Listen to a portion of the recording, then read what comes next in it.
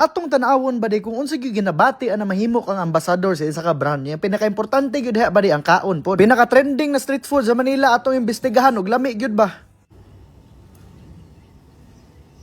Rada diha ba de, murag importante gid gyatong adlaw karon ba. Saway pagdugay-dugay ba din didto na dit kog larga padong Manila kay didto man buhaton ang ambasador na shoot niya. Naligo na pug gudaan sa hotel kay murag nanimaho pa ko og tagom. Ang nabantayan lang gyud ako aning Manila pag abot nako ba din no. Kay nang gamay pod ang nanglarga ng mga sakyanan kay syempre mahal man ang gasolina no. Nasya ko pag abot nako sa kutsa na building ba de kay dako man de kay niya social ba syempre first time ko na to no. O pala pagsulod nako sa office ba ni murag nakasimot na gyud kog munggos niya gisugat pug ko sa tag-iya sa kutsen mismo niya gitagaan kog bulak. Kita ka na pormaha ba de pabaga sa naong lang ang kapital ana. Bago magsugod ang shoot ba din hangyo sa ko na mga on sa tadaan kay basin unyag mag-wild ko basin mauli ko ninyong rep ug washing machine. Di ba? Special request gyud na munggos diha. Nisugot lang ko ani na ambassadorship ba di kay tagaan nilag discount nako mga followers ug syempre gihandaan ko nilag munggos. Syempre dapat kabalo gyud ka mo negotiate kay lain po gamit-gamito nila imong naong niya way kapalit. Ang pinakaayos lang ani na experience ba din no. Kay mura kag artista, bibihon ka, ilisan pa ka nya make-upan pa ka. Di pud ko kaingon ba din na di ko kabalo mo acting kay sa eskwelahan pa lang sa una kabalo na ko magpasakit-sakit og tiyan aron maka-absent lang. Pero di na nako natas-on kay basin unyag ma-spoil ba, i-advertise ba biya na. Paghuman sa shoot ba din niadto sa kudre sa Fusion Alley. Mao ni ang pinakasikat na street food na makit-an niyo sa TikTok ug bisag asa na mga video. Diri apo to gasayo-sayo sa Chris Brown ba de, pero wa daw siya ron kay na pulaw daw kay nag-inom sila sa lamay gabi eh. Ang unang gitilawan ako ba de kay kaning trending na chicken feet. Okay ra gud siya, pero maumay gihapon kapag kadugay kay daghan kay sauce niya medyo tamis. Pero lami gud gihapon siya, gamay. Pero ang akong giapas diri ba de kay kaning Ilocos empanada. Imposible di kay masipyat paning Ilocos empanada ba na simple ra makinig ingredients pero ang lisod lang ani ang pagbalot gyud. Lami siya ba de, unya crispy pa gyud, madungog nimo spikas kwarto ba. Mo ni tunay. Presko pa gyud ingredients ba de, di pareha sa uban ba na hiwaon karon unya ibaligya sunod semana. Ang isa pod sa pinakasikat na street food sa Manila ba de nagusto gyud kana ko tilawan kay kaning bulad na ilahang gisugba. Okay siya tan-awon ba de unya maklaro nimo na presko pa kay pagkabulad. Bulad ra gud gihapon siya glasa ba de nga naay Bombay kanang mura ra gyud Bombay ug bulad nimo gikaog sabay gud. Pero mas lami gyud niko ang suka kay tuba para imal gyud kay ba. Sunod ba de kanina pong trending na Cheetos ug jalapeno. Lami ba siya kay dili kay ka maumay sa ilahang sauce na gibutang sa sulod ba. Ganahan kay ko pero wa na ko nahurot kay na short og Cheetos. Gawas kay Chris Brown ba di ang ginaadto pud diri kay kanang baga imong mama. Baga daw imong mama hapit og labayag bato lagi nang tagbaligya diri ba de. Lami siya ba di kay tamis